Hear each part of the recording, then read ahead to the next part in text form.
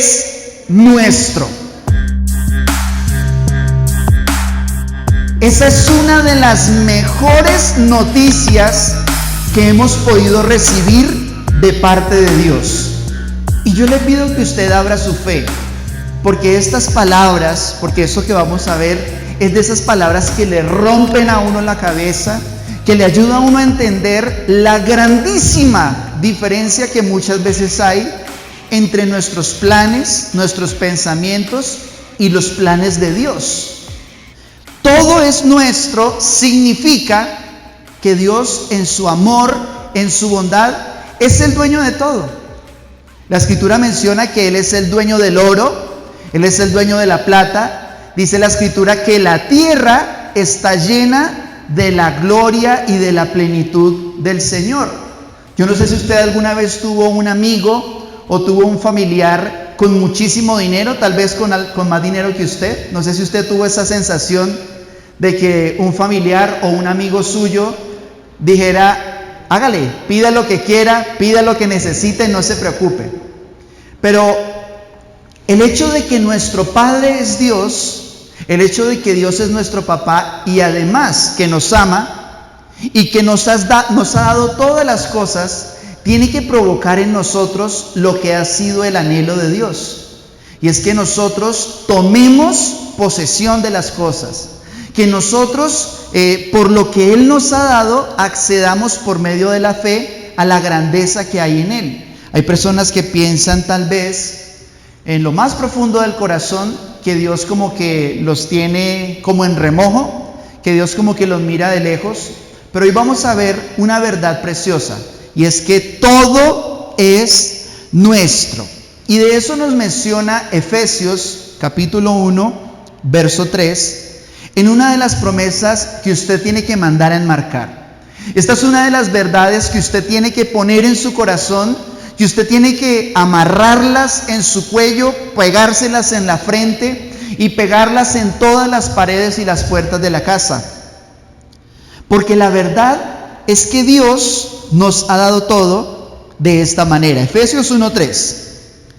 Bendito sea el Dios y Padre de nuestro Señor Jesucristo, que nos bendijo con toda bendición espiritual en los lugares celestiales en Cristo. Esta verdad es demasiado grande cuando entendemos en el tiempo en el que fue escrito. El verbo que manifiesta que efectivamente Dios nos ha bendecido está en pasado. Es decir, es algo que Dios ya hizo. Por eso cuando nosotros nos acercamos a Dios, sabemos que Él ya nos bendijo y que su bendición no es algo que nosotros conquistamos de manera gradual. Hay personas que se portan bien para que Dios las bendiga.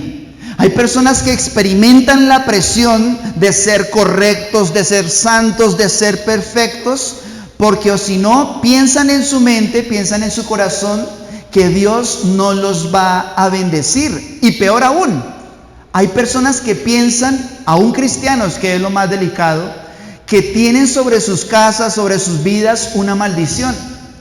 Hay personas que dicen: pastor, yo no sé a mí por qué me pasa de todo. Yo no sé si es que sobre mi vida hay una maldición. Pero hay una verdad que ninguno de nosotros puede cambiar. Que ni siquiera la sensación en el momento más difícil de nuestra vida va a poder torcer. Y es la verdad de que Dios ya nos bendijo. Ya fuimos bendecidos por Dios. Si usted lo cree, dígalo conmigo, por favor. Dios ya me bendijo. Es algo que hace parte del pasado, un pasado que nos alcanza hasta el día de hoy. Pero menciona ese pasaje que nos bendijo de una manera especial, y dice que Él lo hizo con toda bendición. Dice: bendito sea el Dios y Padre de nuestro Señor Jesucristo, quien nos bendijo, dice, con toda bendición espiritual. Y esa verdad nos ayuda a entender la generosidad, la grandeza del corazón de Dios. Y cuando nosotros Sabemos que no hay algo que Dios se haya reservado para Él. No existe una cosa que Dios haya dicho, no, yo le doy todo menos esto. Yo le doy su salud, pero no le doy sus finanzas. Yo le doy paz, pero no le voy a dar un buen matrimonio. Sino que Dios para nosotros diseñó la manera de entregarnos y de darnos todas las cosas, pero hay una cláusula. Hay una cláusula para disfrutar de toda la plenitud que hay en el cielo.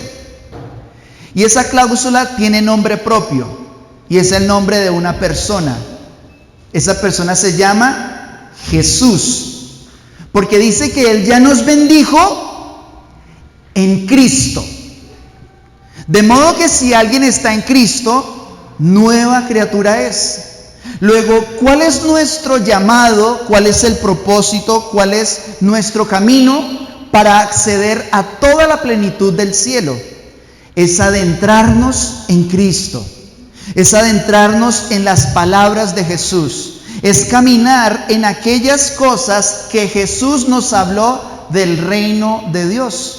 Por eso todo cristiano que es diligente con el estudio de la palabra desarrolla una plenitud inexplicable, desarrolla lo que la Biblia llama un gozo, dice la palabra, que nadie te puede quitar. Yo no sé si ustedes alguna vez entraron a una tienda donde decía, qué día tan bonito, no falta quien venga y se lo tire. ¿Sí? O sea, hay gente que es tan pesimista que dice, ay, hoy está saliendo el sol, qué día tan bonito, eso es sol de lluvia. ¿Sí? Eso es sol de lluvia. Y uno dice, pero ¿dónde está la lluvia? Bueno, de pronto en Popayán, porque aquí en cualquier momento una nube pasó y cambió el clima por completo. Pero la verdad es que Dios, a través de Jesucristo, a través del conocimiento de Jesús, manifestó para ti y para tu familia toda su plenitud.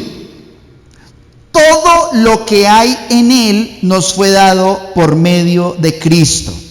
Vamos a ver en ese mismo sentido en 1 Corintios capítulo 3, verso 22, una vez más la declaración de que Dios nos ha dado todas las cosas. Dice el apóstol Pablo en 1 Corintios 3:22, sea Pablo, sea Apolos, sea Cefas, sea el mundo, sea la vida, sea la muerte, sea lo presente o sea lo porvenir, todo es de ustedes. ¿Cuántos creen que todo les pertenece? ¿Usted sabía que todo le pertenece? Y mire lo tremendo, porque el Señor aquí nos deja ver que realmente pone lo más alto que a nuestro concepto, a nuestra manera de entender, es algo glorioso. Mire que dice, pone aquí nada más ni nada menos que las 3 personas más prominentes en el Nuevo Testamento, que hacen parte del libro de los Hechos. Y no pone sino a Pablo, a Apolos y a Cefas. Cefas es Pedro, ¿no? Cefas es Pedro. Entonces le dice, mire, ¿ustedes por qué pelean que yo soy de uno, que yo soy del otro, que yo le pertenezco, que yo sigo a este, que este es mi pastor y él es el mejor, que este apóstol yo me quedo con él porque Pablo es mejor que Pedro y Pedro es mejor que Pablo y Juan y Apolos? Porque estos 3 eran grandísimos expositores de la palabra. Y dice, no se gloríen en los hombres, no se jacten en los hombres. ¿Por qué? Dice, porque todos ellos son de ustedes. Son nuestros todos los hombres y las mujeres de Dios. Y nosotros le pertenecemos a los demás. Pero dice, sea el mundo, sea la vida, sea la muerte, aún la vida misma, la muerte, todas las cosas están puestas bajo el dominio de los hijos de Dios. Yo sé que, por eso les decía, esto es muy desafiante. Yo sé que esto rompe muchas barreras que a veces hay en nuestra mente, pero quien consigue creer estas verdades ora diferente. Ya no ora como quien ruega, como quien necesita y quien quiere provocarle lástima a Dios. sino que ora como hijo, como un hijo que tiene derecho, que tiene acceso pleno, total y libre a todo lo que es del Padre. Y dice además, sea lo presente o sea lo por venir, también nos pertenece. Dios me regaló un lema para mi vida, para mi corazón, pero sobre todo para mi ministerio, para mi vida de servicio. Y una vez escuché esa frase y para mí se convirtió en un lema. Y es, lo mejor está por venir. Quien me conoce, quien ha escuchado alguna vez una consejería, sabe que yo no puedo dejar de decir eso. Porque quedó escrito en mi corazón una verdad. Y es que Dios es un Dios de planes, de propósitos, pero son planes de bien. Es como un ajedrecista el Señor, que prepara las personas, los momentos, los lugares, las ocasiones para bendecirnos tal cual como Él ha planeado, rodearnos por completo. La Biblia dice que Dios conoce nuestro sentarnos y nuestro levantarnos. Usted se sentó en el bus, usted se sentó en el avión, usted se le montó a ese motorratón. Usted no sabe quién es, pero Dios sabe su sentar y su levantar. Dios sabe todas las cosas y las ha preparado para que tú recibas lo que te ha sido concedido. Pero en relación con la bendición de Dios, porque dice que ya nos bendijo, quiero resaltar dos cosas antes de entrar en el cuerpo, en el corazón de la palabra que quiero compartir, porque esto nos va a ayudar a entender mejor la segunda parte de la enseñanza. Y es que hay dos maneras en las que la bendición de Dios se manifiesta. Mire, si usted me presta toda su atención, si usted escucha lo que el Señor nos quiere hablar, yo estoy seguro de que su manera de orar va a ser mucho más fina, más aguda, más precisa, más eficaz. Porque la oración eficaz del justo puede mucho, dice la palabra. Y en primer lugar vamos a ver que la bendición de Dios se manifiesta de una manera universal. La bendición de Dios universal significa que Dios a todas las criaturas, a todos los seres, a todos aquellos que Él hizo, todo lo que Dios creó, tiene un sello. Y es el sello de la bendición, es el sello de la vida. Y vamos a ver cómo testifica la Escritura acerca de la bendición universal. Es como una gracia que Dios tiene para todos los seres, sean como sean. Vamos a ver en Mateo 5:45 esta verdad tan tremenda. Dios hace salir su sol sobre malos y buenos, y hace llover sobre justos e injustos. Miren, esta verdad no es una declaración pequeña. Esta verdad es una declaración tan poderosa que nos ayuda a entender una vez más la plenitud de la apertura de la bondad del corazón del Señor. Y dice, en primer lugar, dice que hace salir su sol sobre malos y buenos.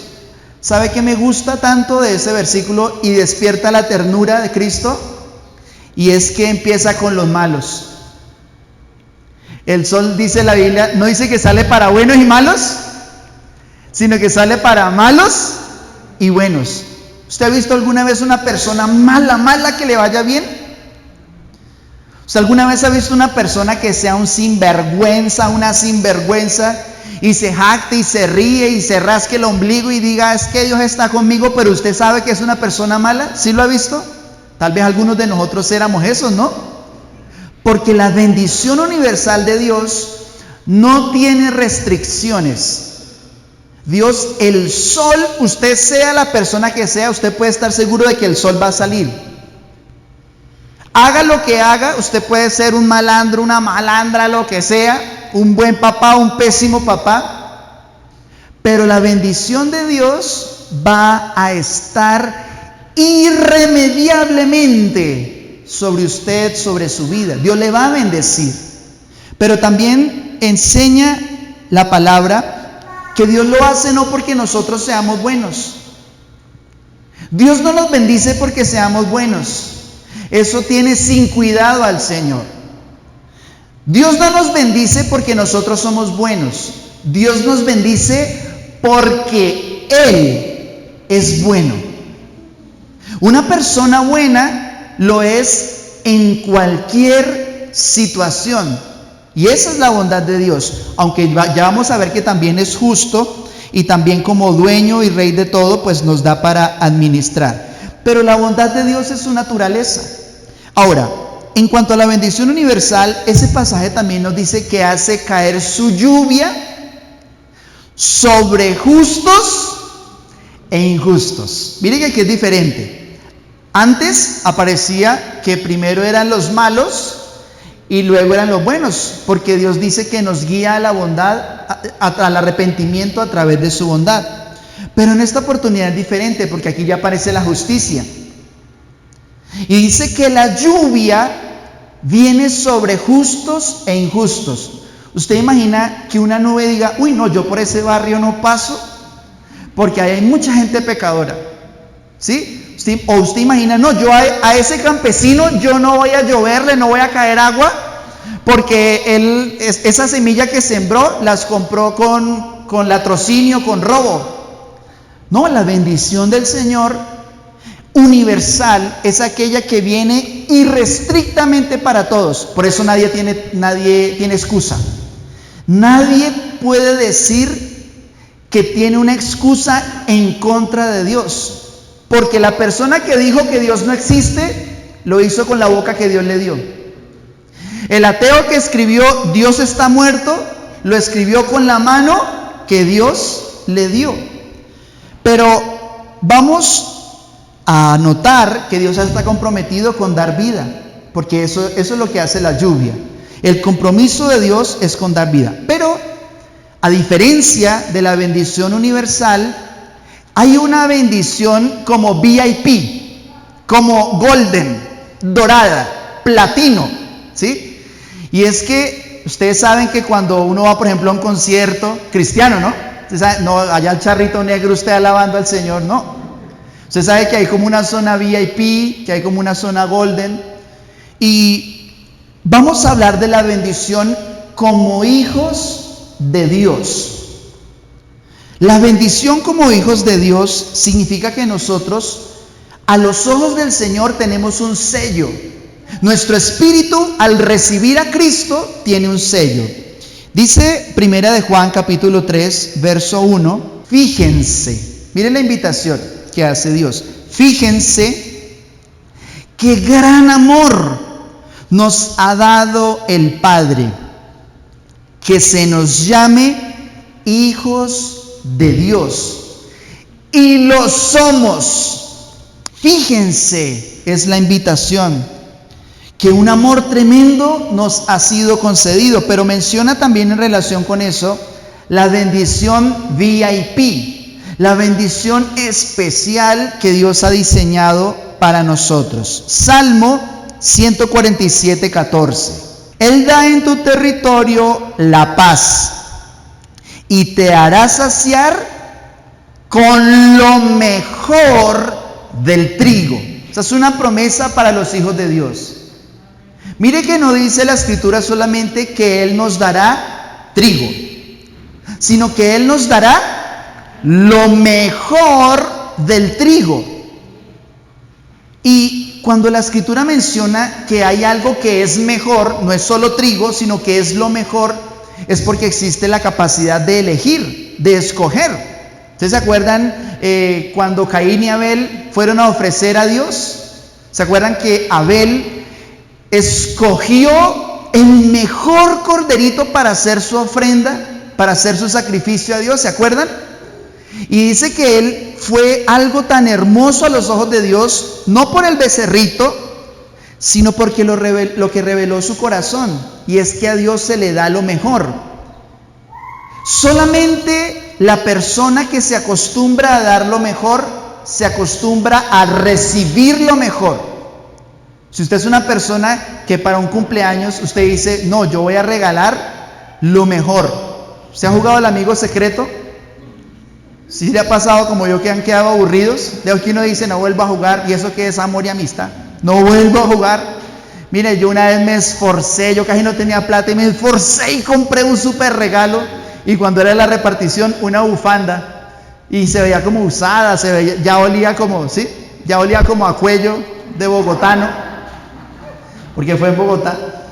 Y bueno, menos mal yo estaba ahí por Dios, no estaba ahí por la gente ni por los regalos, porque la persona, hay gente que se ofende y no vuelve a la iglesia, en esa iglesia no hay amor de Dios.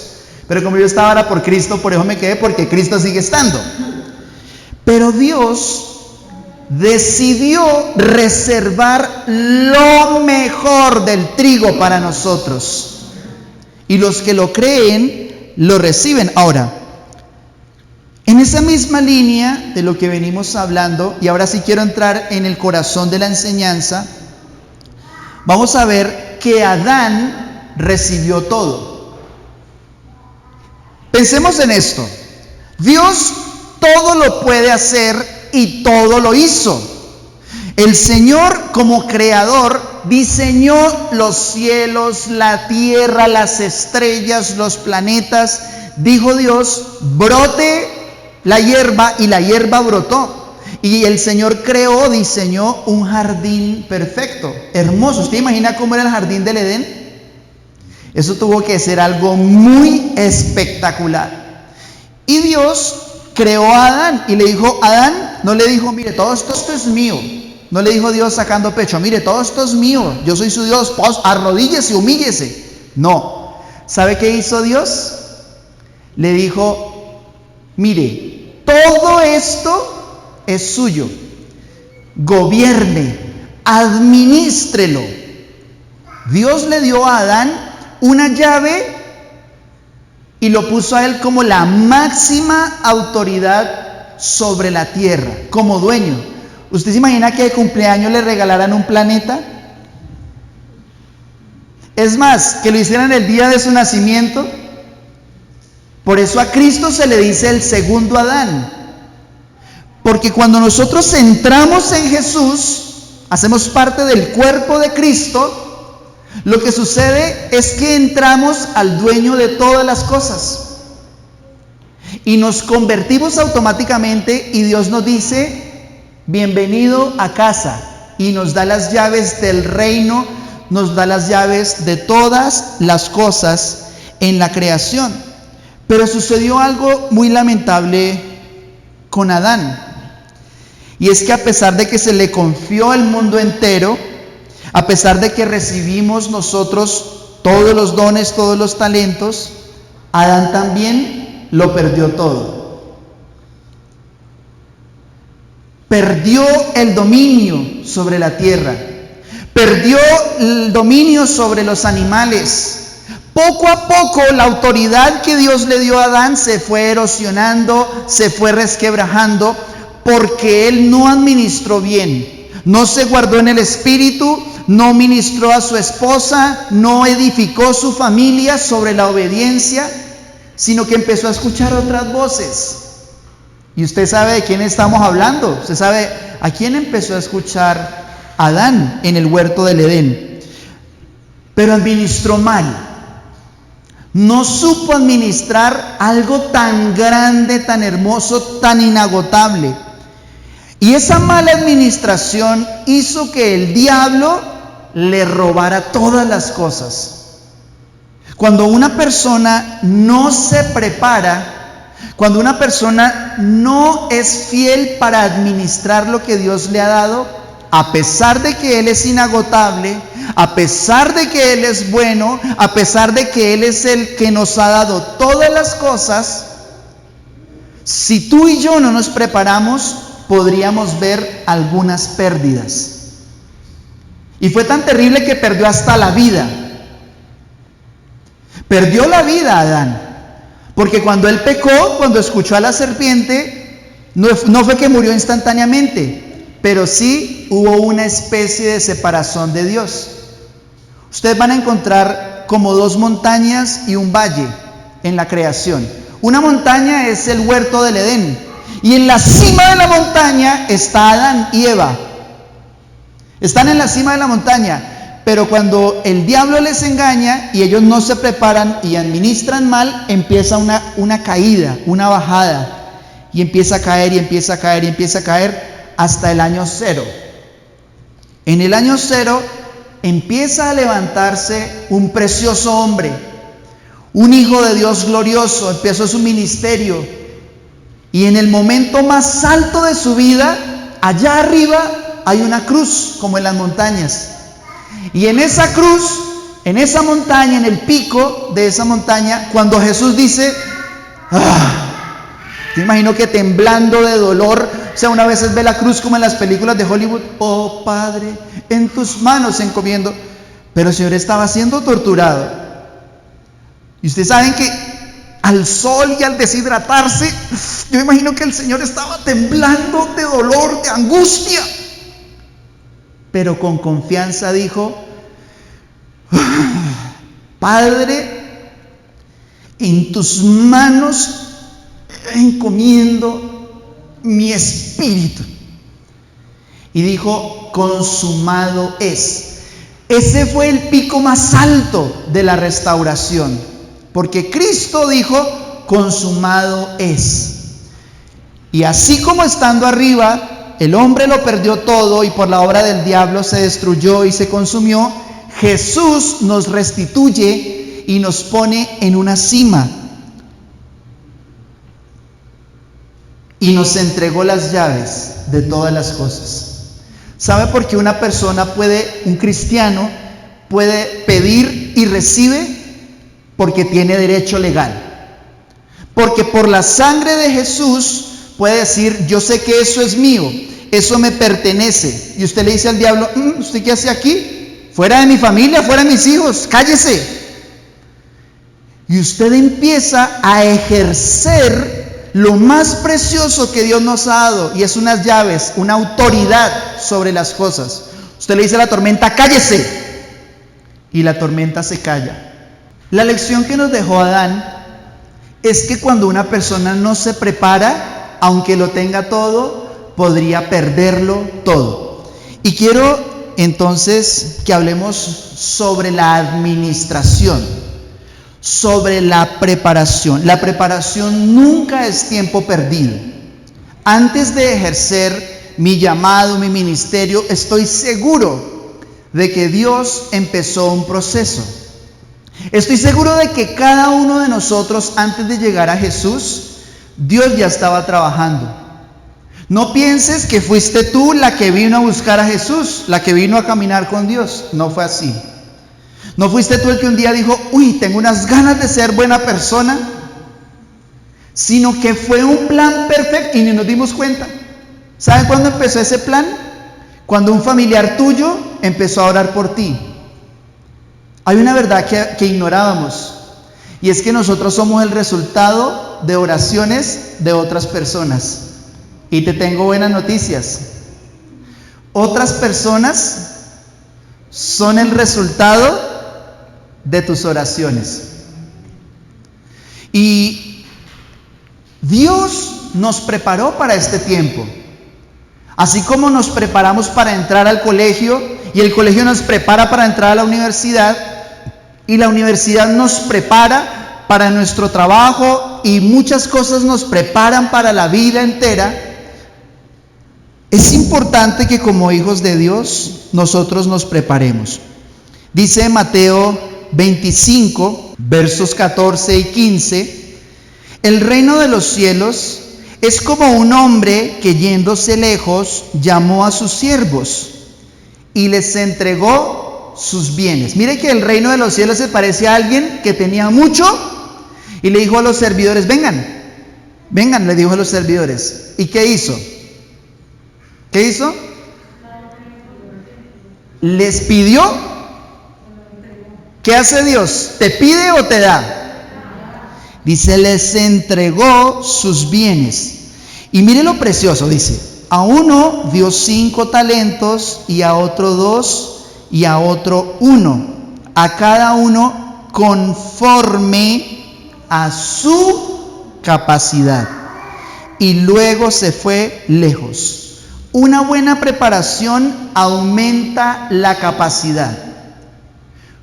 Hoy vamos a ver tres consejos importantes de administración bíblica. Si usted recibe esta palabra, yo le garantizo que usted va a administrar mejor lo que Dios le ha dado. En primer lugar, la prudencia. La palabra prudencia significa cautela, moderación, sensatez, y es una virtud propia de los hijos de Dios. ¿Usted ha conocido alguna vez a alguien imprudente para hablar? ¿Cómo es una persona imprudente para hablar? Está uno en la fiesta y de pronto eso que alguien hace silencio, y es ese familiar que uno lo ve como el Chavo del 8, ¿sí? Porque de un momento a otro dice, y que la vieja chancluda que yo no sé qué, y todos voltean a mirar, ¿sí? Y uno dice, uy, que se calle o que alguien lo calle. Ojalá no sea usted esa persona, ¿no? Yo confío en el Señor que no. Pero la prudencia es una virtud propia de los hijos de Dios. Vamos a ver Lucas capítulo 14, versos 28 al 30.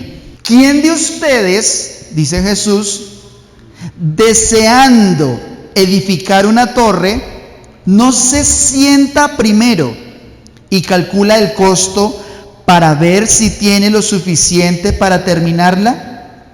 No sea que cuando haya echado los cimientos y no pueda terminar, todos los que lo vean comiencen a burlarse de él, diciendo: este hombre comenzó a edificar y no pudo terminar.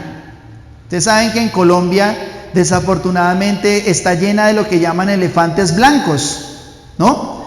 Que son esas obras que uno siempre las ve llenas de matorrales, pero con unas columnas robustas, columnas en cemento, planchas de cemento, y son hospitales, son casas, son instituciones, son colegios que quedaron a media máquina, a media marcha.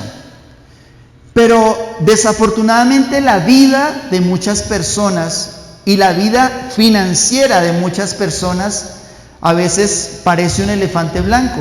A veces la vida espiritual de algunas personas es como que echó el cimiento, como que fundió las columnas, echó la plancha, pero le quedó faltando para las paredes, le quedó faltando para el diseño de lo eléctrico, le quedó faltando el techo, y como que casi es persona consagrada a Dios, casi es un buen creyente, casi que le sirve a Dios, casi que está en el reino. Pero Jesús en esta parábola, en esta enseñanza, nos dice que cuando uno quiere terminar lo que empieza, debe sentarse primero. Mire ese versículo.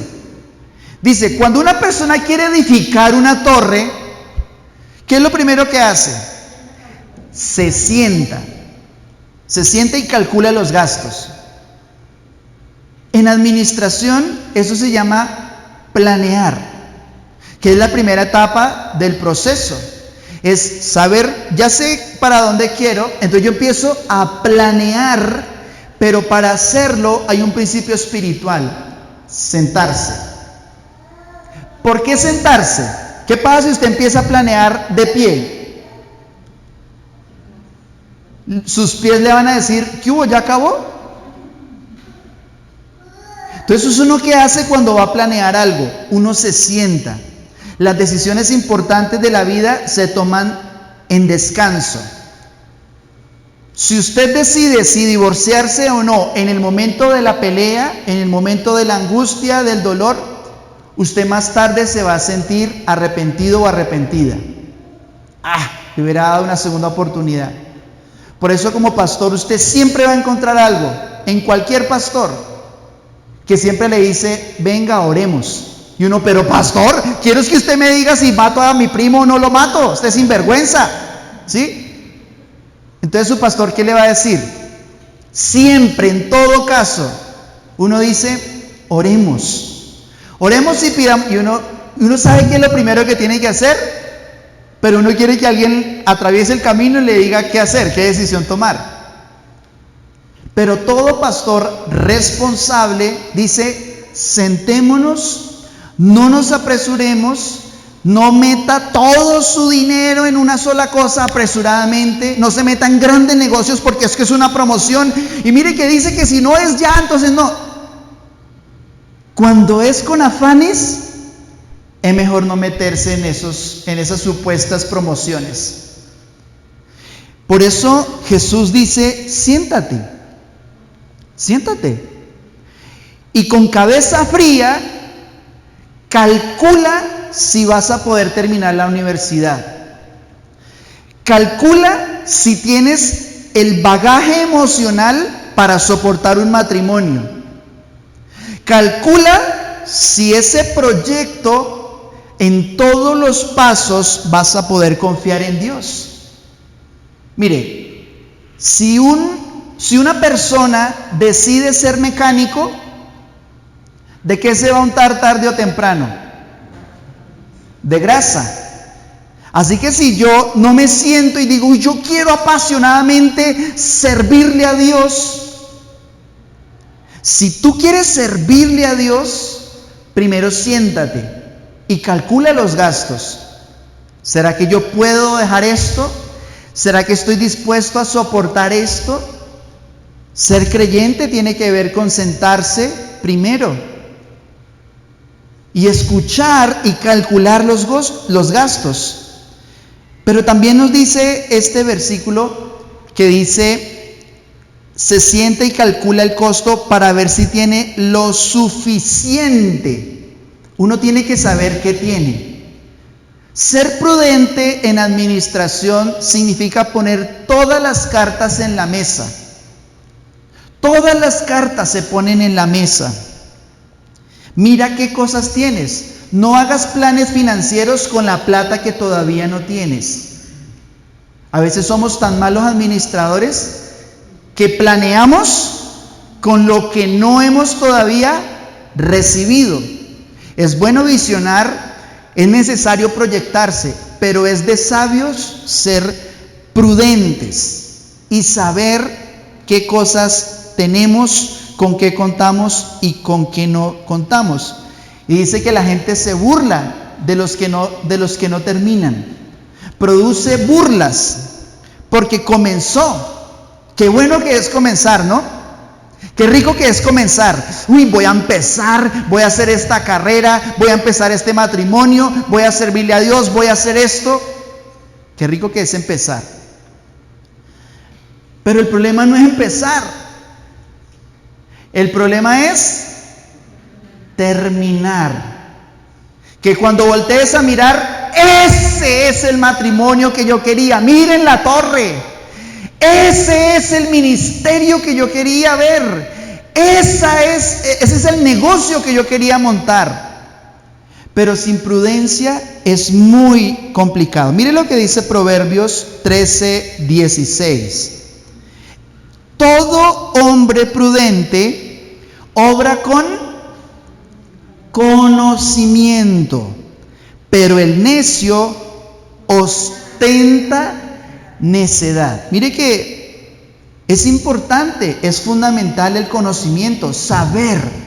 Por eso si usted no sabe, busque a alguien que sí sepa. Asesórese si usted quiere montar un negocio, si usted quiere cambiar su plan financiero por el diseño de Dios. Es importante obrar con conocimiento. Pero dice que una persona imprudente ostenta. Y vamos a hablar entonces del segundo principio, el segundo consejo. Sobriedad. Sobriedad viene de la misma palabra de donde sale la expresión ser sobrio. Y la palabra sobrio también tiene el sufijo de donde viene la palabra ebrio.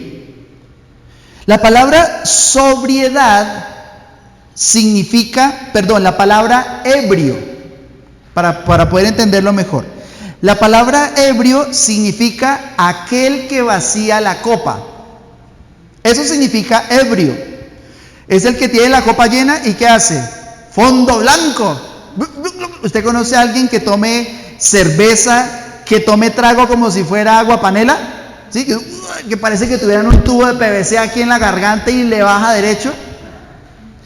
Bueno, pues una persona ebria siempre tiene la copa vacía,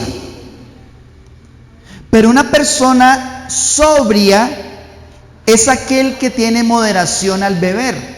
Y aunque hay una referencia clara a la embriaguez, al trago, realmente significa ser sobrio, significa no apresurarse, no apasionarse tanto con los planes, no emborracharse de malos deseos, emborracharse de que todo tiene que ser ya y que tiene que ser a mi modo. Y a veces uno se emociona tanto por las cosas que se le salen de control.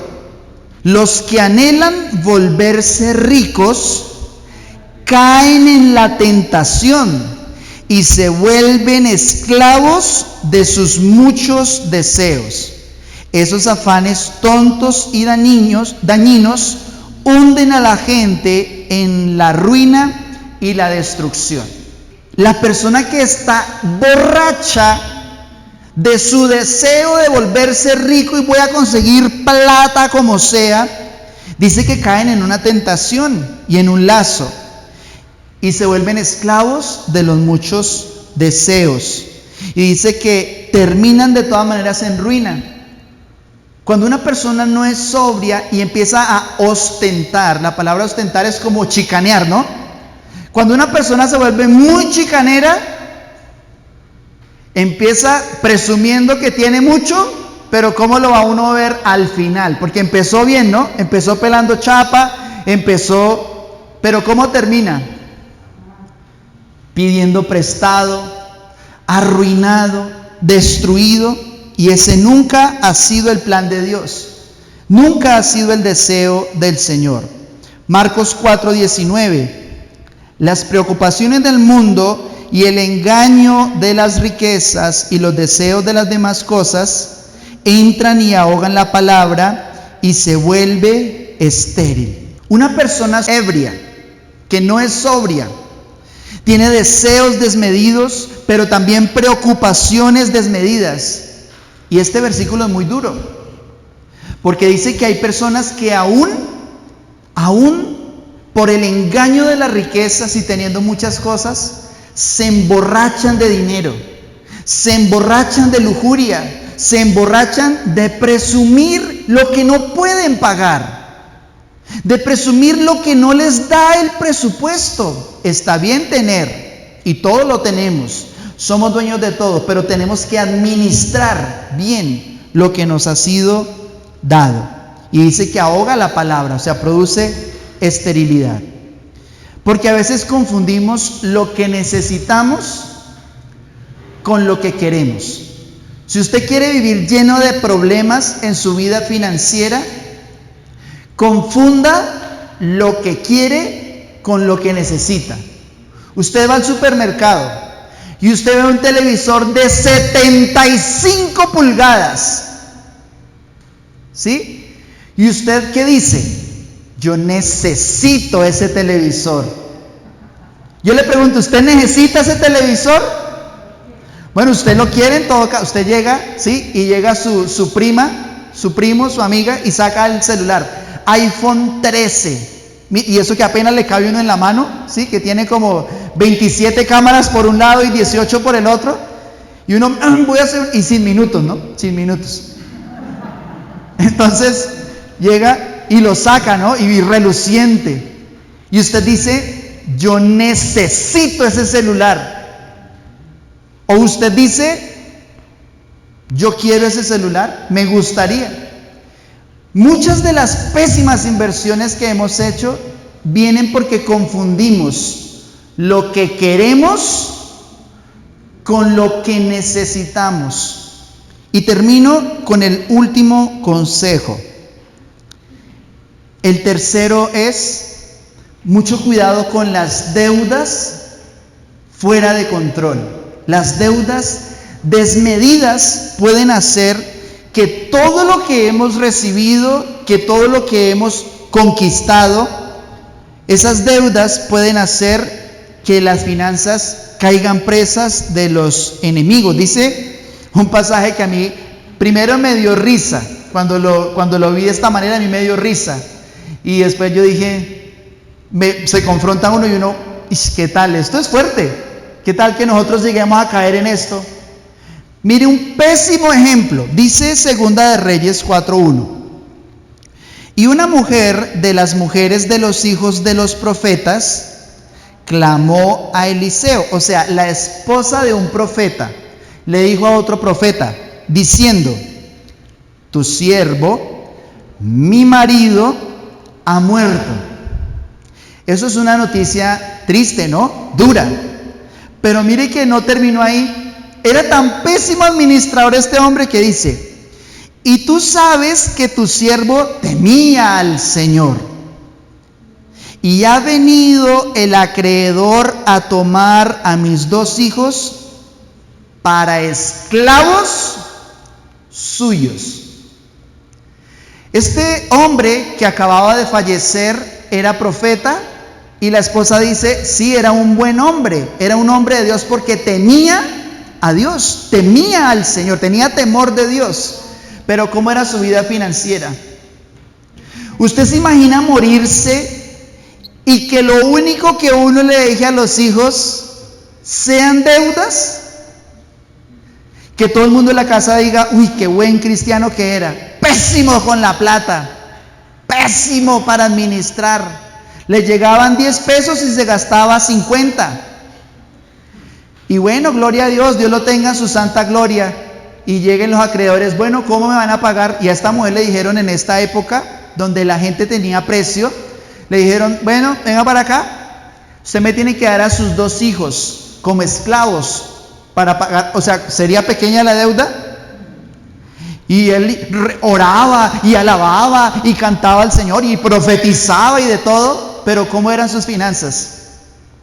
Un caos terrible, como dice Proverbios 22:7.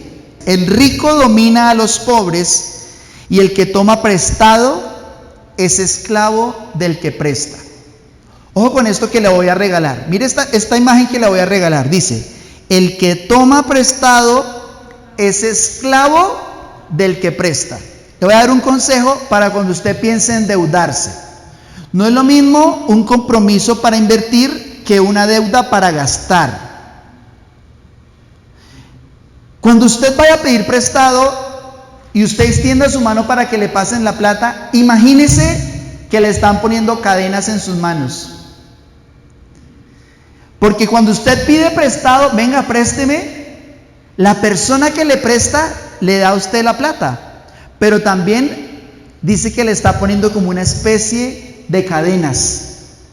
Trate usted mal a la persona que le prestó plata, a ver qué le va a decir. A ver, sí, no me diga, bueno, me paga lo que me debe porque no sé qué. Entonces, las deudas son como cadenas, pero ahora sí, Proverbios 13:22, que es como estamos llamados a vivir. El bueno dejará herederos a los hijos de sus hijos, pero la riqueza del pecador está guardada para el justo. Me parece tremendo el contraste, porque el profeta murió y dejó deudas, pero el justo, el hombre de Dios, los que tenemos a Cristo, ¿sabe a qué fuimos llamados? A visionar nuestras finanzas. Usted no trabaje ni siquiera para usted. Usted no trabaje ni siquiera para sus hijos. Trabaje para sus nietos. Y cuando usted menos se dé cuenta, usted trabaja aunque no los tenga, aunque ni siquiera tenga hijos. Voy a hacer que la bendición que Dios me dio esté tan bien administrada que les quede aún a mis nietos. Y si usted lo hace así, usted en vida va a disfrutar todo lo que tiene, sabiendo que no es suyo, que usted lo trabajó para sus nietos. Eso le ayuda a administrar mejor, pero sobre todo le amplía la visión. Porque una persona que vive para el diario, ¿cómo administra? Lo que le entró, se fue. Pero imagínese que usted cambie su mente por la palabra de Dios y usted diga: Padre, desde hoy me comprometo en mi corazón a ser tan buen administrador, tan prudente, tan fiel, tan sobrio, que voy a dejarles a mis hijos y a mis nietos, cuando me muera, no problemas, no deudas, sino herencias.